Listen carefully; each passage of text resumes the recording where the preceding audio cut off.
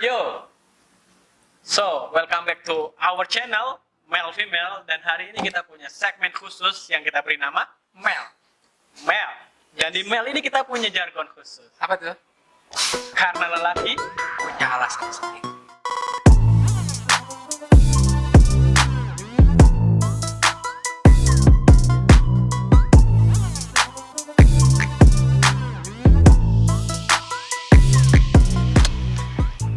Oke, sebenarnya segmen Male ini kita khususkan untuk kita berdua. Ya. Nah, Jadi di khusus setiap untuk laki-laki. untuk laki-laki kita akan berbicara tentang lelaki dan dunianya, Oke. Dan alasan-alasannya. Apapun itu. apapun itu. Apapun itu. Nah, di video pertama kita nih, enaknya kita ngomongin apa, Pak? Nah, kita akan bahas sesuatu yang mungkin dianggap orang itu nggak biasa. Anak pesantren. Kita bahas anak pesantren. Yes, anak pesantren. Kehidupannya dan apapun lah soal pesantren. Dan Sampai- khususnya apa tuh? percintaannya. Percintaannya. Itu juga tuh. Kenapa sih kita harus bahas pesantren? Padahal itu kok kayaknya nggak pernah dibahas sama orang-orang. Ya, karena sejauh ini anggapan orang-orang soal anak pesantren itu alim-alim aja. Nggak ada tuh soal pacaran-pacaran. Kalau lu masuk tuh ya ke pesantren, pasti pikiran kalian, oh, gue bakal jadi anak yang soleh, yang jadi alim. Enggak juga. Nggak anak mesti pesantren sih. anak pesantren itu isinya bukan cuma orang alim. Ada juga orang yang buruk tapi pingin dirubah jadi alim, makanya dimasukin pesantren. Ada yang nakal dan orang tuanya berharap anaknya bakal jadi soleh. Enggak Ada yang juga ujungnya kayak gitu.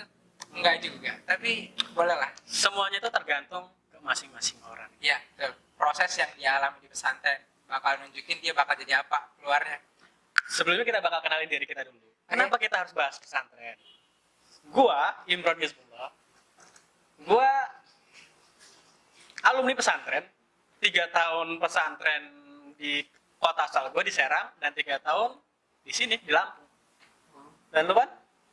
Gua pernah belajar pernah belajar di pondok pesantren selama 6 tahun. 6 tahun. Ya, jadi basically 6 tahun.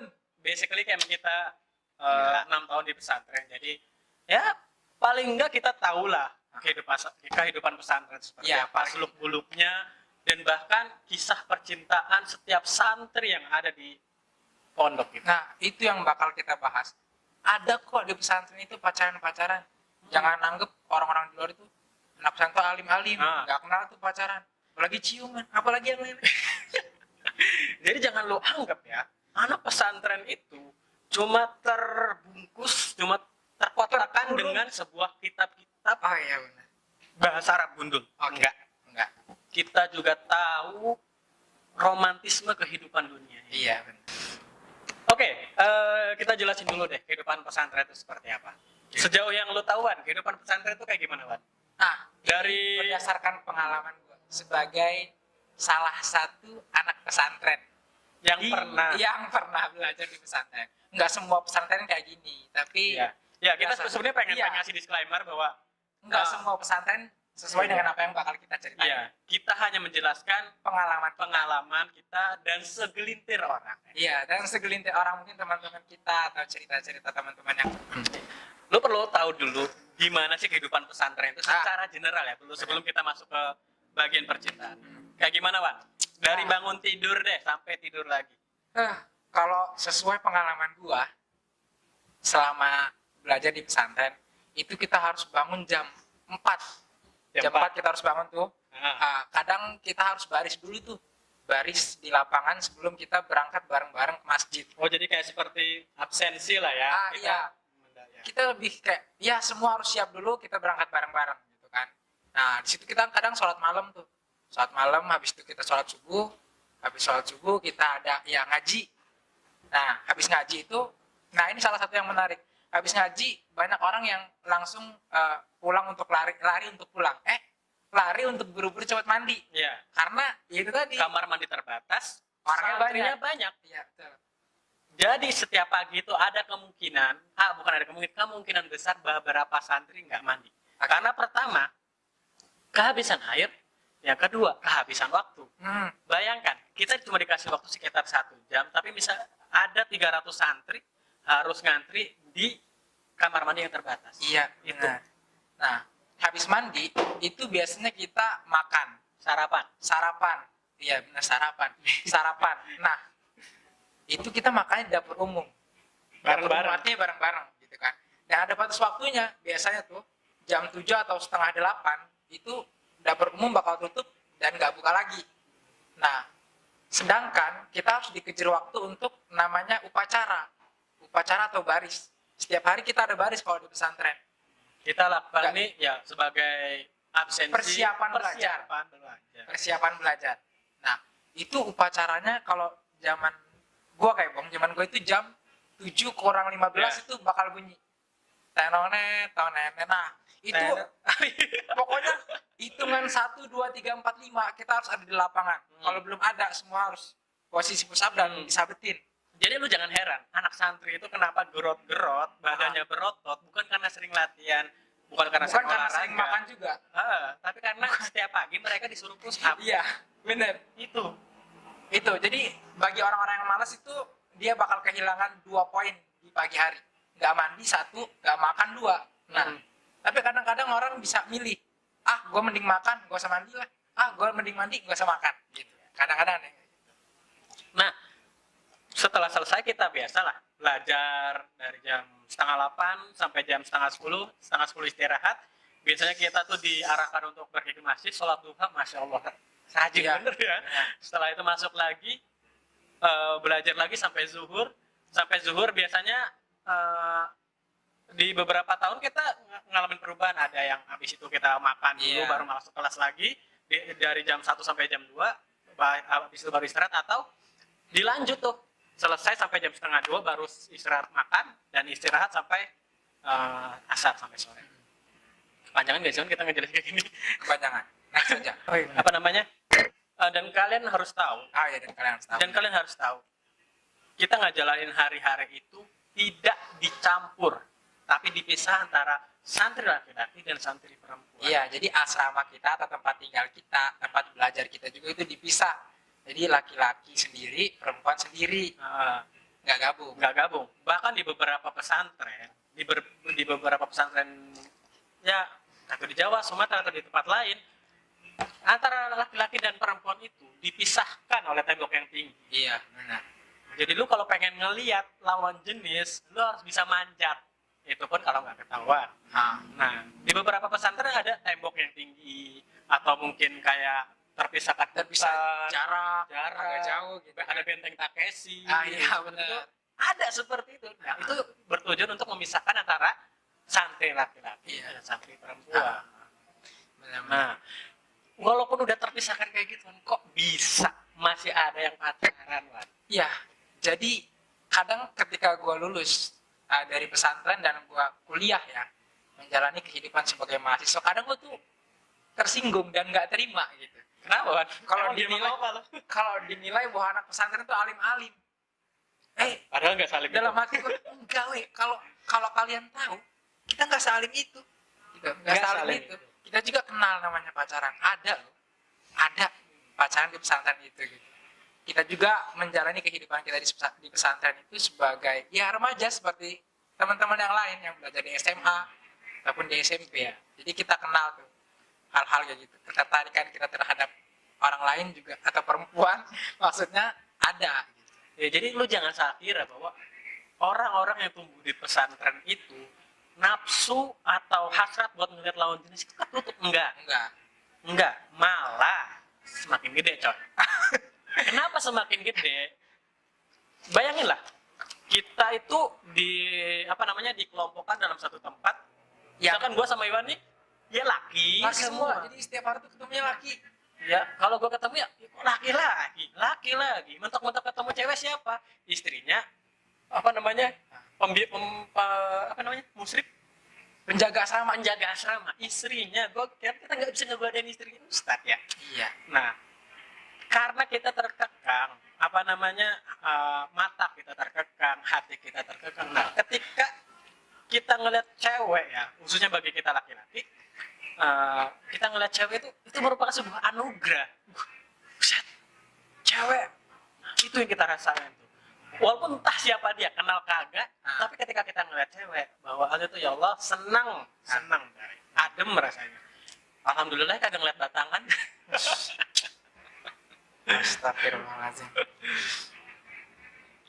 Jadi Kak Ibong, kenapa sih anak pesantren itu masih bisa pacaran? Padahal kan sehari-harinya belajar agama, tahu dong kalau pacaran itu dilarang. Ya, Kenapa sih Kak Ibong? pastinya sih. Kita tetap aja bisa gitu. Setiap santri itu pastinya tahu lah apa yang namanya hadis, Larangan larangan untuk berpacaran, berdua-duaan dengan lawan jenis yang bukan muslimnya. Tahu.